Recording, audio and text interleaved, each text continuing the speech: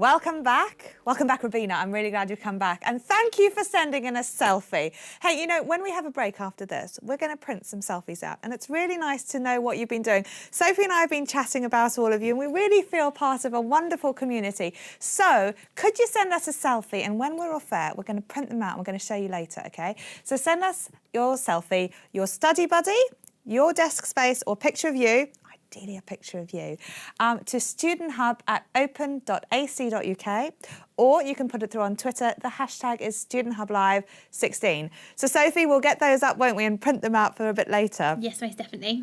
Lovely. Okay, so we've been talking about our stories, and I have Elsa back in the studio. Hello. Thank you for coming back, because we didn't get time to talk too much about your journey. And one of the things that we really wanted to encapsulate is the different routes that students take. So I've got a load of questions here, and hopefully Gwyn is coming. He is from the Open University Law Society, and he is having a moot here tonight, and he's bringing this lectern into the studio. So I hope you're going to come back tonight, because from 6 o'clock, we've got a whole range of more activities lined up for you. You'll be exhausted at the end of this, but that's going to be very exciting. So hopefully he can join us in the session soon. Right. I wanted to ask you why then you chose to study business, because you told us a bit earlier today in the careers section that you'd had a fairly unconventional education, being homeschooled. Then you started studying some business with the Open University, and after a bit of a while, wriggling around doing various different modules, you ended up settling on something not what you expected. So what was your experience then about studying business? Well, like I mentioned, I did some work experience for a company, so I really enjoyed that. But before that, I really thought I'd do a maths degree, and then I thought I'd do languages, and I kind of enjoyed them, but I wasn't loving it. So I did like an introduction business module, and I just loved it. It just clicked with me. I didn't know what I wanted to do in business, but I just loved it. And yeah, it just went from there, really. Just tried out all the different modules, and then I enrolled on the business degree. It went from there. And you're now part of the OU alumni community, because you're just about to graduate, and you have passed, so you do count. And we're asking questions to our audience. Are you interested in attending face-to-face OU alumni events? Yes, no, or maybe. And also, are you interested in having access to a mentor during your OU studies? These are some areas that the Open University Business School are really keen to explore. So any ideas that you've got in the chat would be very interesting. We've heard already about some of the networks like LinkedIn, like the webinars and the forums that alumni are engaging with that you find really useful. But do let us know the answers to those questions, and we'll feed those into the chat in a little while. So you were studying and you were enjoying business, but tell us then, for a lot of the students who are just starting studying with the Open University, what was your experience doing distance learning with the Open University? Well, coming from homeschooling, I had already kind of got used to studying at home, a bit more self-motivation. Distance learning from the OU was just kind of a step up. From a young age, I found it quite difficult to interact with all the resources that the Open University has on offer, which is loads if you just make use of them. Yeah, you can get so easily just sidetracked, there is so much on offer for students, and from when I was younger, I didn't really use that. But if I went back now, I'd just go straight from the word go. But just making use of the tutorials, online tutorials. I joined all the Facebook pages, because a lot of modules have their own Facebook page, taking part in that. And then it's not just your tutor group, it's students, all over the UK, even like international students taking part. And that's the best bit about me, for me studying, just getting involved with everyone else that's doing it, and they really motivate you, because it is hard being so self-disciplined all the time, and it's good to know that other people are banging their head against the wall over a question just like you are. They certainly are. So what was it like then going to a tutorial? What was your experience? What happened? So I didn't go to the first few because I was just nervous. I thought, all these people are here developing their careers like we were talking about earlier, and I thought, I'm like 16, I've got nothing to offer. But going along, it's realised that, they want to help you too. Just go along, ask questions. I must have sounded so stupid. So stupid to them. You wouldn't have. I can categorically tell you wouldn't have, because I'm a tutor, and so many of my students will not say I'm too young. They'll say I'm too old, or I'm too this, or I'm too that. And it suddenly struck me the other day that often we're so caught up in our own things that we forget that everyone is probably there with a very similar or different hang-up, and you're all sitting there worried about each other, and then you all end up getting on fabulously. Do you wish you'd gone to tutorials earlier then? Yeah, definitely. Tutorials are like, they don't come along that often, maybe like once every other month, something like that. But they are just the opportunity to speak to tutors face to face, your other students as well. It's just one of the most helpful parts of a module, and don't miss them. Go to them. they're so good. Like, they're so good. And your tutor prepares loads of stuff for you. Usually gives you some hints on the TMAs. So if you're really not sure how to approach one, tutor gives you lots of extra hints there. So it is worthwhile going. Excellent. Now, you've mentioned another thing which some students really love and some students find completely overwhelming, which is these Facebook groups and connecting with other students on social media, which, as we said, isn't something that the Open University organises, but it is a route nonetheless that some students experience. They are. Yeah, sorry, can I carry on? No, I was going to say, well, tell us about what you've done with those. So they do have, they are monitored by people from the OU. Sorry. That's fine. I don't know what's going on. I've heard some bumbling around in the back, so Lord only knows what's happening with this lectern. I can't wait to see it, quite frankly. I'm so excited. I don't want this to end, but I really, really am looking forward to the meet. So the Facebook pages, they're monitored by the OU, so that, you can't obviously go giving answers out to anyone, but it's just more of a social group. You kind of get to know people a bit more outside of your tutor group as well. I have to say I did leave coming up to the exam because I was so terrified. I was revising the wrong things because people were like, I'm going to revise block 1 only, and I was like, oh no, I might have doing the right strategy.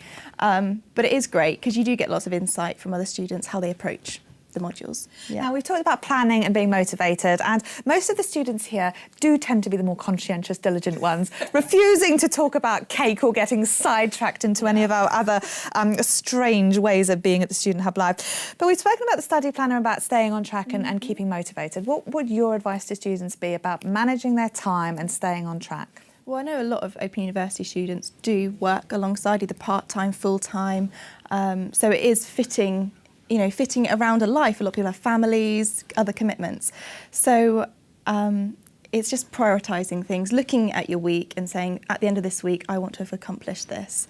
And it's setting aside time, telling your family, if you're living with family, telling your family, it's really important, don't disturb me for the next 2 hours. I need to, start on this. So it's, if you're in a house, get your family involved and they'll be like, go and study, go and study. Will they? Yeah. That doesn't happen in my house, I can tell you. What happens if it doesn't go to plan? If it doesn't go to plan, I don't know if I can say what I did because it might not be. You know what? I don't know any students who it all goes to plan for all the time. Well, maybe a little bit of the time, but often things happen. The most bizarre and strange things happen. Many students are managing disabilities, family lives, very complex situations, and that's really hard to control for with the best will in the world and the best time management. It's difficult. You've got all this material to get through, all the forums to contribute to, and then you've just got to think, what is the most important thing for me to do this week, and then work through them. And if you don't get it all done, you've just got to move on because you'll just get behind, don't you? I'm so glad you mentioned that because so many students think, I have to get everything done and I can't move into week 2 if I haven't done everything in week 1. So what would your advice be? Like I say, prioritise and, and then think next week, hang on, I feel I missed out on this week. So there's a great chat going on the forum. I missed out on that. I'm going to make sure that is a priority next week so I can engage and do things like that. But how do you know what the priority is then? I mean, this is the question.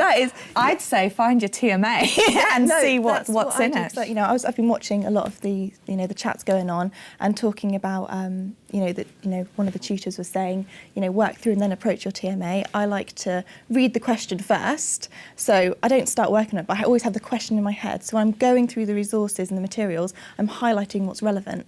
And that for me is a great way to focus where I'm going to be. So if there's a chapter that I think, oh, this isn't really relevant, I can come back to that at the end of the week if I've got time, but it's not relevant to this TMA. That's really good advice. And hey, how did you get on with your tutors?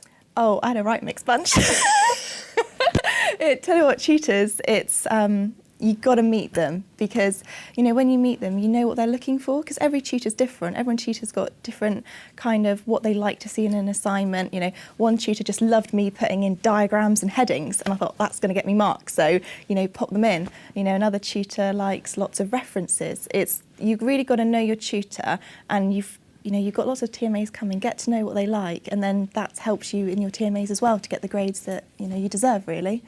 Yeah. That's a smart strategy. I'm already in trouble with some of my students who've been phoning and texting me and all sorts of things because I've been quite busy here. I know you have been. But it's great. It's great to meet people and to have that sort of feedback and interaction. And I think you're right. Tutors are really varied. They are. And you can always just approach them, I guess, and see how they work and ask them and tell them where you're coming from, isn't it? And it's great, like, when tutors always give amazing feedback. When you get feedback, if you don't understand it or you might disagree with it, always go back. So many times I've given my tutor an email, say, can you expand on this a bit more? I can see, what your criticism is, but I don't know how to apply that in my next TMA. So always go back to your tutor if there's feedback you don't know how to apply. And do they get cross with you then? No. Okay. No, never. If you go back in a nice, constructive way and just say, look, it's great feedback, thank you for the feedback, but could you, maybe help, me how I'd apply it in my next TMA? And then I find that, that's really beneficial. But, I've never had a problem with the tutor, really. They've all been really good. Oh, good. Some of them are more distant, some of them are more hands-on, but always get your feedback and, just... But it sounds like, as well as the tutors, the students have been a great source of support for you, and they are. They are. I mean, everyone's in the same boat, everyone's got that TMA deadline, and everyone's panicking about it. So it's good to know that you're not the only one. Oh, no, that's great, that's great. What would your top tip be then for current students studying, aside from getting organised? What would be the one take-home point you would have for them? That's quite a difficult one. I don't know. There's lots of things to, get using the online resources, because the Open University have got so many links that you can click onto. The chat forums, use the archive chats, because usually there's a conversation that's gone on that you don't want to start, but you can just quickly read through people's comments. All the forums are really good. Just get stuck in, really. Don't be worried about it, just get stuck in. Oh, well, thank you so much for telling us your story. That's been so interesting. We were supposed to have Gwyn here, but he's been unavoidably delayed. I'm not sure if it's something to do with this lectern. I'm not even sure how big it is, to be completely honest. Oh, hang on, this might be one of my students. Hello? Hello, Gwyn? Where are you? You're where? Oh my goodness. You want me to post bail? Don't worry. I'll send Kristen to you. She'll rescue you. Bye. Sorry.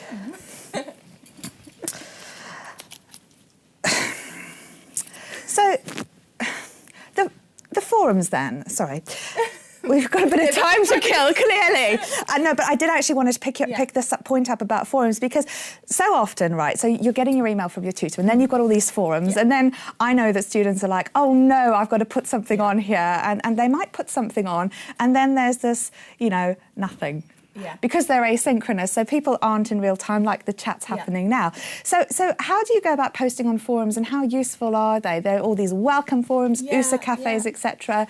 What's your experience of putting stuff on the forums? Putting stuff on the forum for me is really beneficial. If you're proactive about it, the more you put in, the more you get out, basically. If a lot of the modules, it's compulsory to put stuff on the forums. But if you really get proactive about it, start something up and then reply to comments, it's surprising how momentum builds, but it's about being, proactive and, And have you ever had to do, I don't know whether this would have been before your time, but sometimes now, before your time, because you're so very old, there are collaborative activities. Yes. And these can be quite fun, but sometimes people can feel anxious because sometimes they're assessed. So sometimes you might be asked to do something on a forum and then chuck it into an assignment. Yeah. What was your experience of that? Did you find that more anxiety-provoking than just the normal forum use? Well, it's funny, because in my B301, which was my last compulsory module, it was my highest scoring assignment, my collaborative work. Really? And I was very fortunate. I was in a fantastic group, and it was all about the delegation, spreading the responsibility,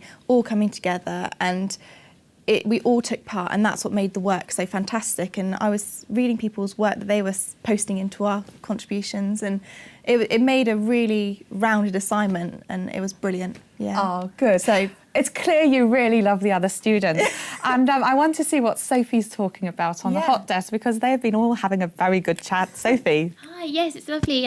Lots of people bonding on here. It's really great. Rubina has a shout out to you as well, Karen. She's loved it. Loves your confidence, your personality. She's full of love for you. You'll have to fill in the feedback form on the website. We do have a question for you. What is the reaction like when you tell people that you have an OU degree? For example, when you're interviewing and things like that, what sort of reaction do you get from employers? It's mainly interest. It's something different about you, and it's what they want to know about. So people are like, oh, you know, did you not have the university experience? Like, did you not get on campus? And it's what you make it to be, isn't it? It's how much you take advantage of what the OU's got to offer. But no, my current employers, it was basically what I spent half the interview talking about, the OU degree, because the OU conjures up like words of, you know, motivation, being self-directed, being committed. So I think you just got to sell it. When you're talking to people about it, just be so positive about it. And people can tell it's recognised, it's a fantastic university, fantastic degrees. And people know that if you've got it, you've had to work really hard to get it. So yeah, it's fantastic. I love it.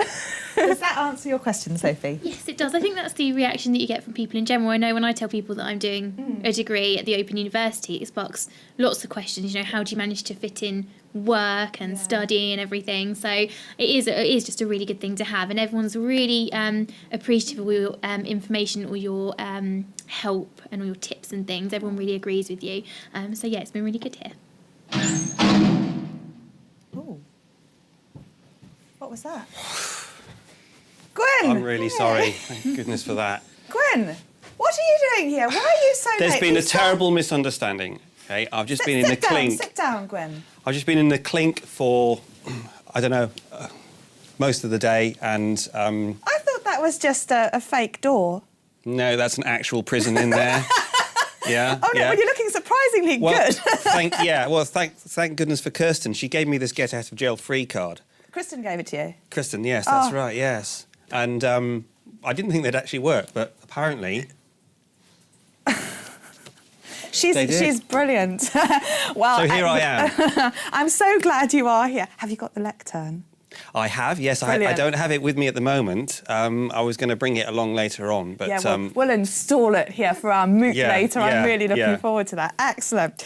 Okay, so before we talk about the moots, which we're going to do later tonight, I've been interviewing Elsa, who was on time and didn't go to jail, and is a very conscientious young student, about her side of things. And now she's been doing business, you've been doing law. So how's that been for you? I think the knowledge of the criminal procedure rules sort of rather helped me this morning. Actually, it you know, I was able to lecture them about the Police and Criminal Evidence Act and custody time limits and etc. So that rather helped me. Although it did take quite a while, I must admit. So yes, a laborious indeed. task, but worthwhile indeed, nonetheless. Yeah, bureaucracy, red tape. But it's been incredibly useful. Really has. I mean, the reason that I did a law degree in the first place was because there was a bit of trouble in the boardroom. I'm a director of an estate director of a residential management company, and we had a bit of trouble with our company secretary at the time, who was calling a general meeting in circumstances which we didn't believe were entirely correct. But we didn't have the legal knowledge to really challenge that. And we were dependent on other people. One of my fellow directors, his daughter had recently graduated in law, and we found her incredibly useful because she was sat there with a copy of Butterworth's company law handbook and just going through saying, they can't do that, he can't do that, that's not right. And so I was mesmerised by that, and I thought, I want to be that person that's really, really helpful to other people, that's got the knowledge rather than being dependent on other people with the knowledge. And that inspired me to sign up the following year to do a degree in law, and that was in 2006. And I haven't looked back. Wow. So you went and did it yourself to get all of this. That's did right. you? Sorry? Did you get it all sorted? That particular time, yes, we did actually. We wrote. There was a bit of correspondence. There was an extraordinary general meeting, which was a little bit musical chairs because there was one set of directors up on the top table. I won't go into the details, but at the beginning of the meeting, I was able to quote certain sections of the Companies Act, which to indicate why they shouldn't be standing there and we should be sitting there instead. And then there was this sort of musical chairs moment where we all switched, and then the meeting took place, and everything was resolved in the end. So that was good. That's what inspired me to do it. And since then, I've been able to help countless friends and neighbours and colleagues with any number of different disputes, consumer issues, problems with insurance claims, etc. And I've been able to advise them and put them right. And most of the time they've got a satisfactory conclusion as a result of it. Well, I'm glad you mentioned musical chairs because I've been talking to some of your colleagues earlier from the Open University Law School who've told me that singing can be very good at improving your jurisdictional presence. That's Would you true. agree or disagree? I would agree, yes. And in fact... I've been practising tonight. Have you really? Yeah. Okay, we might have to have a sing-off later. No. Then, the Inns of Court, which are these very old institutions that one has to join if one wants to start the training for the bar, they all have a great tradition of music and performance in general. I'm a member of Gray's Inn, but there are other inns as well. And every year, Gray's Inn has what they call a miscellany, which is it's like a variety stroke pantomime performance, which is on for one night only. And all of the members of Gray's actually come together and have this great singing, acting performance. And you've got recently joined students rubbing shoulders with benchers and QCs and High Court judges strutting their stuff on the stage. And it just goes to show that there's a very fine line between acting and actually advocacy. And I think a lot of the people traditionally, and I'm one of the people that wants to help buck this trend, but traditionally the bar was usually populated with people from either Oxford or Cambridge. Now, I think people in Cambridge who did a degree at Cambridge had, a lot of them we know, there's the footlights and then went on to great careers in comedy and acting. Those people who perhaps decided not quite to go down that line, but perhaps might have been rubbing shoulders with your Ben Eltons and actually, I think you went to Bristol, actually, that's a bad example, but your Stephen Fry's, etc. That those same people would probably have said, actually, no, I'd like to practice law. But there was a point in time before those paths split where they were one of the same people. I think there's a very similar properties that you need for advocacy that also is transferable to the stage. One thing you both have in common is this connection with other students. So Elsa was telling us while you were so rudely in jail about the importance that students have had in her OU experience in terms of Facebook groups and tutorials, etc. And you're obviously part of the Open University Law Society, so you're very interested in mooting and paintballing, I hear. So we also asked our audience about whether they'd be interested in attending OU alumni events and also whether they'd be interested in having a mentor as somebody who they could access in their studies. Now, the vast majority, in fact 93% at the last count, said that they would like to have access to a mentor in their studies, whereas 67% said they would be interested in attending OU alumni events, 27% said maybe, perhaps they've heard about the paintballing. But what's this idea then in terms of the importance of connecting with other students? Is there a sense, I mean, I don't know whether this is different maybe in business or law, of having somebody who can actually help with studies or somebody who can have more peer-to-peer support? Is there a distinction? I think there is, yes. I think there is, and both are useful. Both are useful because it's useful to be able to speak to people and connect with people who have been there before and done that and experienced those dilemmas that you may be going through at the time and come out the other end and say, it's okay. Just carry on you're doing the right thing, or what you need to do is X, Y, Z. That's very, very useful. In addition to that, it's also useful to have peer-to-peer support because then you're connecting with people who are actually experiencing the same thing that you're experiencing. And that also can be supportive. It's like, oh, you mean it's not just you? Oh, I couldn't get my head around that either. And it's a different type of support, but it's equally as useful, yes. What about you, Elsa? Well, doing it alone at home can be very isolating. So to have people that put you in contact with people in the same situation, you know, maybe local, that you can actually meet up in person, anything like that is just fantastic. So, you know, all the support you can get is brilliant. Sylvia says that she's so sorry that you were late. And Robina says, well done for getting out of jail and for coming along here today. So we're very much looking forward to this evening's session. Hey, it's been great for you two to share your stories. And those are individual stories. And I think, you know, it's really nice for people to hear other people's journeys and experiences. And that's what's been going a lot on in our chat box as we've been spending the afternoon together. Sophie, we're going to break very soon and we're going to ask people for more selfies so that we can print them out during the break and also for some feedback. But are there any final words from you before we go off and prepare for our evening's activities? Well, it's all going so lovely in the chat. It's really nice to see that people are bonding. There's quite a few people who are catching up after a couple of years, actually, which is really, really nice. Sarah Jane found Elsa's journey with the Open University really interesting, and they're all wishing you the best of luck.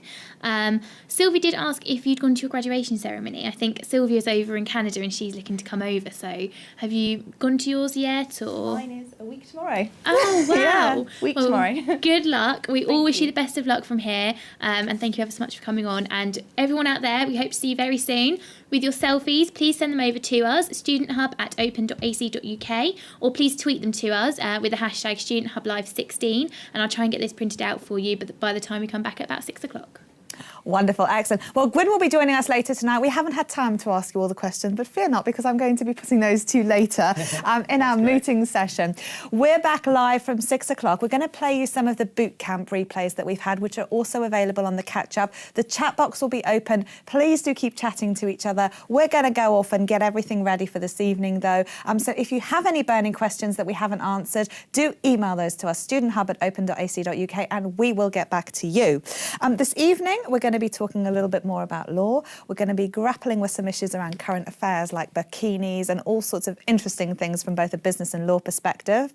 We're then going to be taking a look at Sam Allardyce and this whole issue of cheating in sport, or not cheating as the case may be. Have to be careful with these lawyers around. So we're going to be having alleged cheating. Yes, clearly I'm going to have to revise. I'm also going to be doing some singing practice in the break, because then we'll have our moot where Gwyn is back and we're going to give you an idea about what the Open University Law Society get up to when they're not paintballing. So we'll see you back at 6 o'clock, or just after 6 o'clock even, for those sessions. Don't forget, catch up, count me in if you want to come to more of these events. Keep chatting to each other and send us your selfies so that we can show what you look like to each other a little bit later on tonight. We'll see you later, but enjoy the rest of the programme this afternoon. Bye for now.